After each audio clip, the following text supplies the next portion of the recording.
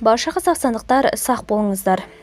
Алдағы күндері 3 мегаполисте ауа райы қандай болады? Қазгидромет синоптиктері елдің 3 ірі қаласына 16-18 наурызға арналған ауа райы болжамын жариялады. Астанада 16 наурызда құбылмалы бұлтты, түнде аздаған қар жаууы мүмкін. Таңертең кей жерлерде тұман түсуі ықтимал. Түнде ауа температурасы шамамен -2, -4 градус болады.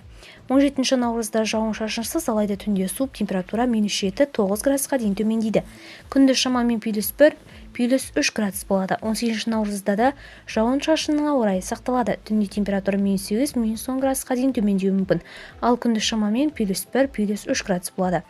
Алматы бұл күндері жауын-шашынсыз, күн жылы болады. 16 наурызда түнде -1, -3, күндіз +6, -8 градус болады. 17 наурызда температура +8, -10 градусқа дейін көтеріледі. 18 наурызда ауа +10, -12 градусқа дейін жылынады, құбылмалы бұлтты болып, жел күшейеді.